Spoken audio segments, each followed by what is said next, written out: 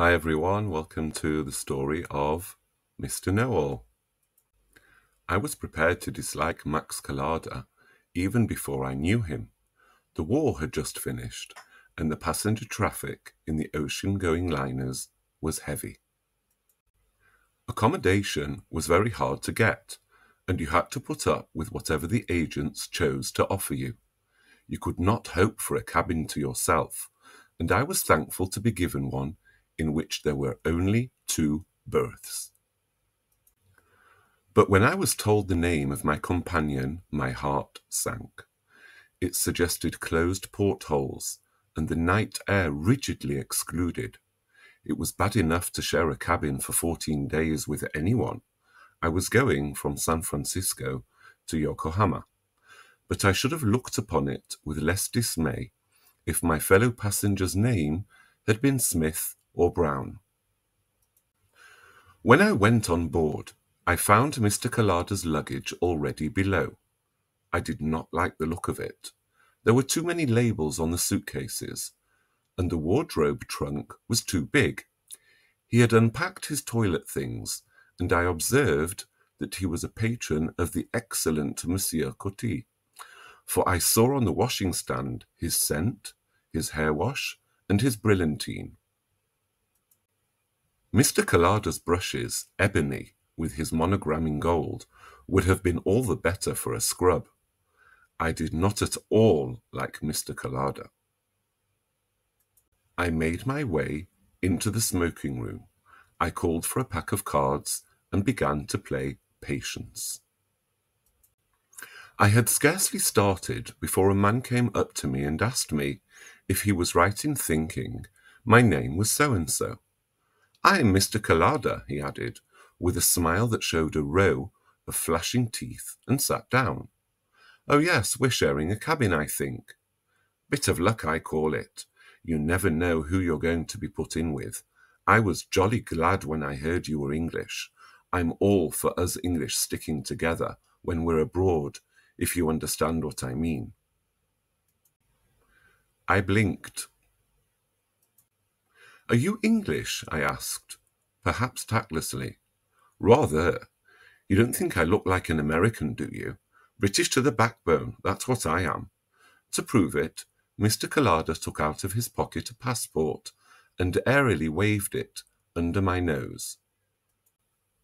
King George has many strange subjects.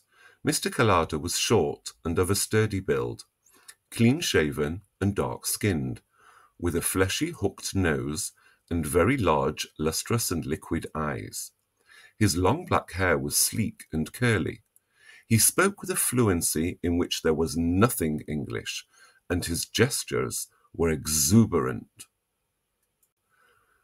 I felt pretty sure that a closer inspection of that British passport would have betrayed the fact that Mr. Collada was born under a bluer sky than is generally seen in England. "What will you have?" he asked me.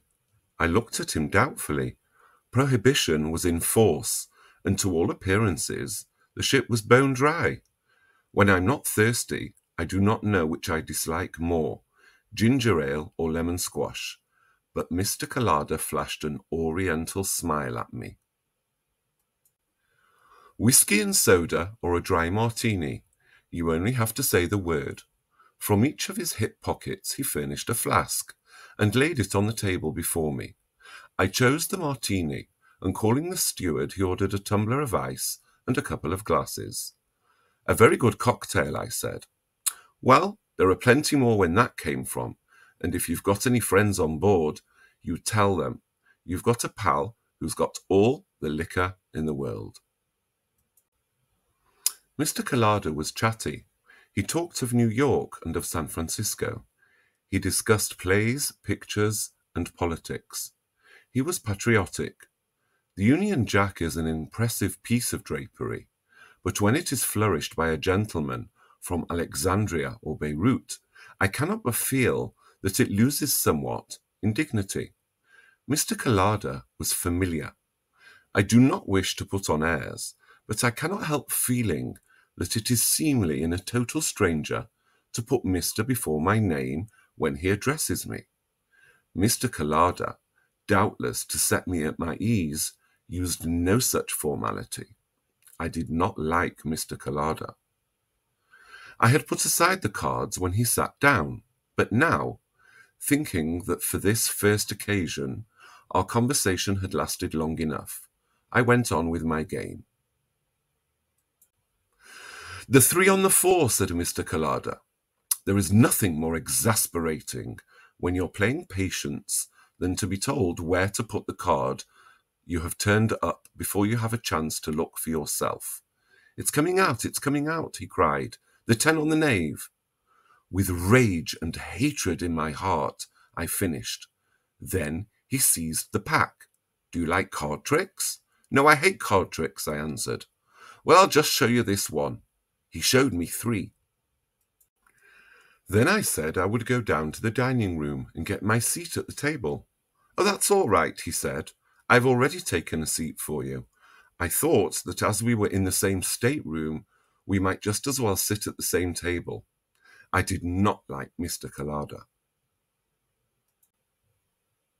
I not only shared a cabin with him and ate 3 meals a day at the same table, but I could not walk round the deck without his joining me. It was impossible to snub him. It never occurred to him that he was not wanted. He was certain that you were as glad to see him as he was to see you. In your own house, you might have kicked him downstairs and slammed the door in his face, without the suspicion dawning on him that he was not a welcome visitor. He was a good mixer, and in 3 days knew everyone on board. He ran everything. He managed the sweeps, conducted the auctions, collected money for prizes at the sports, got up quoit and golf matches, organised the concert, and arranged the fancy dress ball. He was everywhere and always. He was certainly the best hated man in the ship. We called him Mr. Know-all, even to his face. He took it as a compliment. But it was at mealtimes that he was most intolerable. For the better part of an hour, then he had us at his mercy. He was hearty, jovial, loquacious, and argumentative. He knew everything better than anybody else, and it was an affront to his overweening vanity that you should disagree with him. He would not drop a subject, however unimportant, till he had brought you round to his way of thinking. The possibility that he could be mistaken never occurred to him. He was the chap who knew. We sat at the doctor's table. Mr. Collada would certainly have had it all his own way, for the doctor was lazy and I was frigidly indifferent, except for a man called Ramsay, who sat there also. He was as dogmatic as Mr. Collada, and resented bitterly the Levantines' cocksureness. The discussions they had were acrimonious and interminable. Ramsay was in the American consular service and was stationed at Kobe. He was a great heavy fellow from the Middle West, with loose fat under a tight skin, and he bulged out of his ready-made clothes. He was on his way back to resume his post, having been on a flying visit to New York to fetch his wife, who'd been spending a year at home. Mrs. Ramsay was a very pretty little thing, with pleasant manners and a sense of humour. The consular service is ill-paid, and she was dressed always very simply, but she knew how to wear her clothes. She achieved an effect of quiet distinction. I should not have paid any particular attention to her, but that she possessed a quality that may be common enough in women, but nowadays is not obvious in their demeanour. It shone in her like a flower on a coat. One evening at dinner, the conversation by chance drifted to the subject of pearls. There had been in the papers a good deal of talk about the cultured pearls which the cunning Japanese were making, and the doctor remarked that they must inevitably diminish the value of real ones. They were very good already. They would soon be perfect. Mr. Collada, as was his habit, rushed the new topic. He told us all that was to be known about pearls. I do not believe Ramsay knew anything about them at all, but he could not resist the opportunity to have a fling at the Levantine, and in 5 minutes we were in the middle of a heated argument. I had seen Mr. Collada vehement and voluble before, but never so voluble and vehement as now. At last something that Ramsay said strung him, for he thumped the table and shouted, "Well, I ought to know what I'm talking about. I'm going to Japan just to look into this Japanese pearl business. I'm in the trade, and there's not a man in it who won't tell you that what I say about pearls goes. I know all the best pearls in the world, and what I don't know about pearls isn't worth knowing." Here was news for us, for Mr. Collada, with all his loquacity, had never told anyone what his business was. We only knew vaguely that he was going to Japan on some commercial errand. He looked round the table triumphantly. They will never be able to get a cultured pearl that an expert like me can't tell with half an eye. He pointed to a chain that Mrs. Ramsay wore. "You can take my word for it, Mrs. Ramsay. That chain you're wearing will never be worth a cent less than it is now." Mrs. Ramsay, in her modest way, flushed a little and slipped the chain inside her dress. Ramsay leaned forward. He gave us all a look, and a smile flickered in his eyes. "That's a pretty chain of Mrs. Ramsay's, isn't it?" "I noticed it at once," answered Mr. Collada. "Gee," I said to myself, "those are pearls, all right." I didn't buy it myself, of course. I'd be interested to know how much you think it cost. "Oh, in the trade, somewhere around $15,000. But if it was bought on Fifth Avenue, I shouldn't be surprised to hear anything up to $30,000 was paid for it." Ramsay smiled grimly. "You'll be surprised to hear that Mrs. Ramsay bought that string at a department store the day before we left New York for $18. Mr. Collada flushed. "Rot. It's not only real, but it's a fine string for its size as I've ever seen. Will you bet on it? I'll bet you $100 it's imitation." "Done." "Oh, Elmer, you can't bet on a certainty," said Mrs. Ramsay. She had a little smile on her lips, and her tone was gently deprecating. "Can't I? If I get a chance of easy money like that, I should be all sorts of a fool not to take it." "But how can it be proved?" she continued. "It's only my word against Mr. Collada's." "Let me look at the chain, and if it's imitation, I will tell you quickly enough. I can afford to lose $100, said Mr. Collada. "Take it off, dear. Let the gentleman look at it as much as he wants." Mrs. Ramsay hesitated a moment. She put her hands on the clasp. "I can't undo it," she said. "Mr. Collada will just have to take my word for it."